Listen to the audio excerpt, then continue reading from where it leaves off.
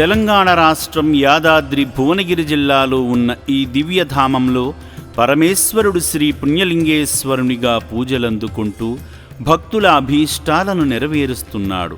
అభాగ్యులను ఆదుకునేందుకు ఆ పరమశివుడు వెలసిన మహిమలింగం చౌటుప్పల్లో ఉంది. భక్తులకు పుణ్యఫలాలు ప్రసాదిస్తున్నందున ఈ ప్రదేశాన్ని పుణ్యభూమి అని, మోక్షభూమి అని కూడా అంటారు. నా అంటూ ఎవరూ లేని అనాథులను ఆదుకునేందుకు హైదరాబాద్ ఎల్బీ నగర్ నుండి వారి కుటుంబ సభ్యులతో సహా విచ్చేసిన వి వెంకటరమణ గారు సేవాభావానికి అర్థం చెప్పారు. ముందుగా ఈ శివ బంధువులందరూ కలిసి ఆలయానికి చేరుకొని శ్రీ పుణ్యలింగేశ్వరుణ్ణి దర్శించుకున్నారు.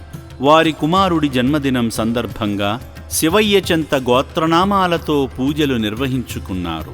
కుటుంబమంతా భక్తి శ్రద్ధలతో శివనామస్మరణ చేస్తూ గంగాధరునికి జలాభిషేకం చేసి పవిత్రలింగాన్ని చేతులతో తాకి నమస్కరించుకున్నారు. పూజా కార్యక్రమంలో భాగంగా అర్చకులు స్వామివారిని పూలదండతో, రుద్రాక్షమాలతో అలంకరించి కర్పూర నీరాజనం సమర్పించారు. ఈ సందర్భంగా అర్చకులు భక్తులకు హారతి ఇచ్చి శివాశీస్సులు అందించారు.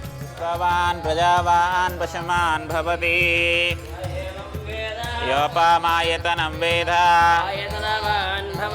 అగ్నిర్వాపామాయతనం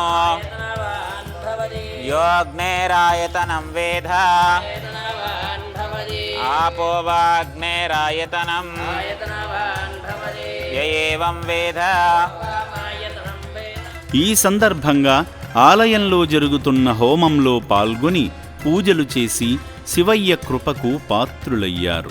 అనంతరం భక్తులు సేవాశ్రమాన్ని సందర్శించగా ఆశ్రమ సిబ్బంది సేవామూర్తులకు కేవలం మానవదేవుళ్ల సహాయ సహకారాలతోనే, శివయ్య దయతోనే ఈ సేవలు నిర్విరామంగా జరుగుతున్నాయని చెప్పగా, సేవామూర్తి వెంకటరమణ గారి కుమారుడు కిరణ్ పుట్టినరోజు సందర్భంగా అభాగ్యుల అన్నదానం నిమిత్తం శక్తిమేర సాయం చేసి అనాథుల సేవే ఆదిదేవుని సేవ అని చాటారు.